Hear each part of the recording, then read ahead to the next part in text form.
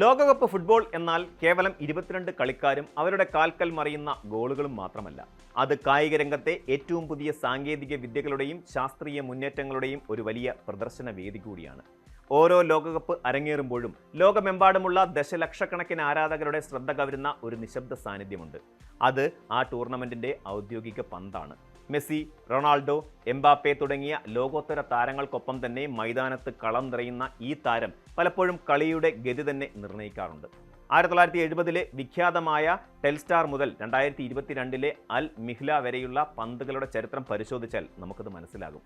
ഈ ചരിത്ര തുടർച്ചയിൽ 2026 ഫിഫ ലോകകപ്പിനായി കായിക ഭീമന്മാരായ അഡിഡാസ് പുറത്തിറക്കിയിരിക്കുന്ന ട്രിയോണ്ട എന്ന പന്ത് ഫുട്ബോൾ ലോകത്തെ പുതിയൊരു യുഗത്തിലേക്കാണ് നയിക്കുന്നത്. ഇതൊരു സാധാരണ ഫുട്ബോൾ പന്തല്ല, മറിച്ച് അത്യാധുനിക സാങ്കേതിക വിദ്യകളുടെയും എഞ്ചിനീയറിംഗ് മികവിൻ്റെയും ഒരു അത്ഭുത സമന്വയമാണ്.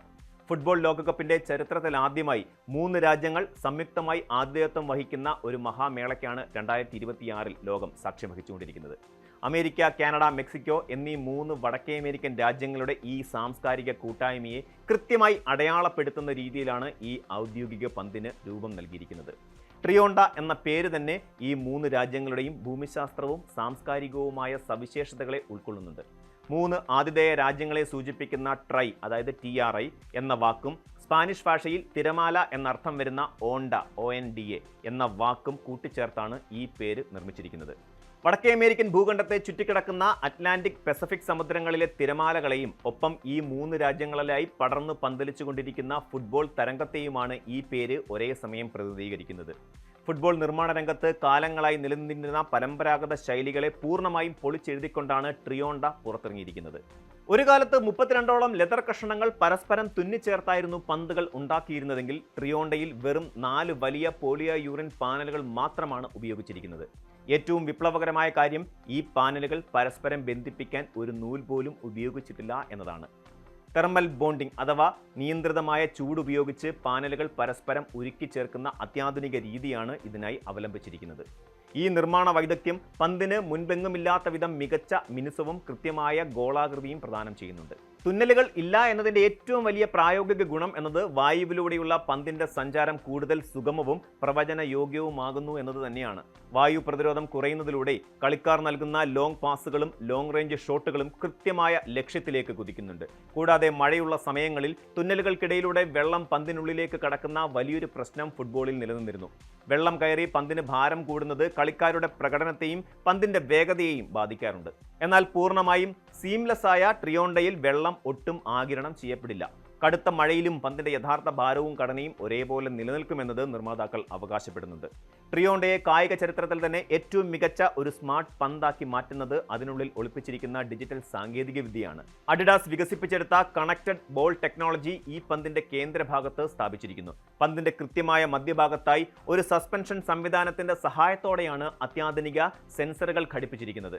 ഒരു ഇനർഷ്യൽ മെഷർമെന്റ് യൂണിറ്റ്, അതായത് IMU അടങ്ങുന്ന ഈ സെൻസറിന് സെക്കൻഡിൽ 500 തവണ വരെ പന്തിന്റെ സൂക്ഷ്മ ചലനങ്ങൾ പോലും രേഖപ്പെടുത്താൻ സാധിക്കും.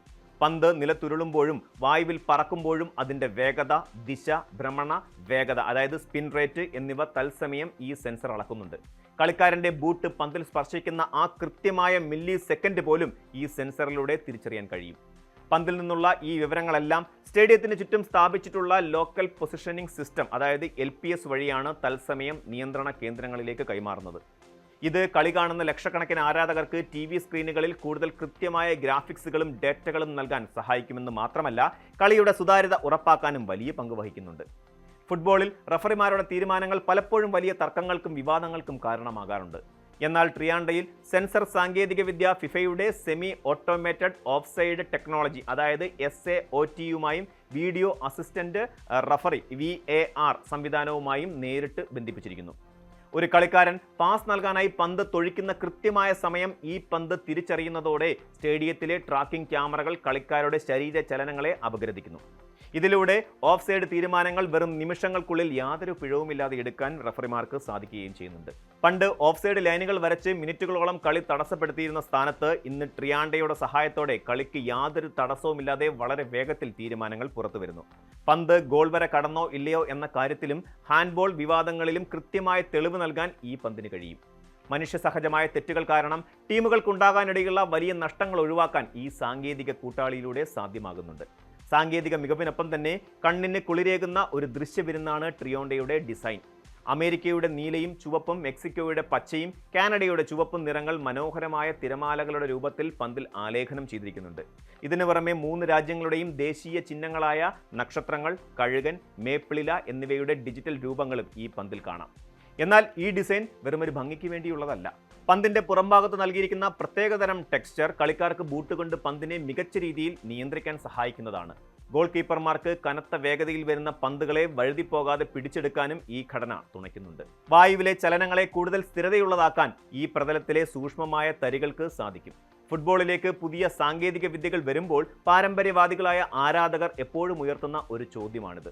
കളിയുടെ സ്വാഭാവികമായ ഒഴുക്കും നാടകീയതയും ഇത്തരം സ്മാർട്ട് പന്തുകൾ ഇല്ലാതാക്കുന്നുണ്ടോ എന്ന ആശങ്ക പലർക്കുമുണ്ട്. എന്നാൽ ട്രിയോണ്ട ഇതിനൊരു അപവാദമാണ്. കാരണം ഇതിനുള്ളിലെ സാങ്കേതിക വിദ്യ കളിക്കാരന്റെ കളിമിടുക്കിലോ കളി രീതിയിലോ യാതൊരുവിധ സ്വാധീനവും ചെലുത്തുന്നില്ല. പന്തിന്റെ ഭാരമോ വലിപ്പമോ സാധാരണ പന്തുകളിൽ നിന്ന് ഒട്ടും വ്യത്യസ്തവുമല്ല.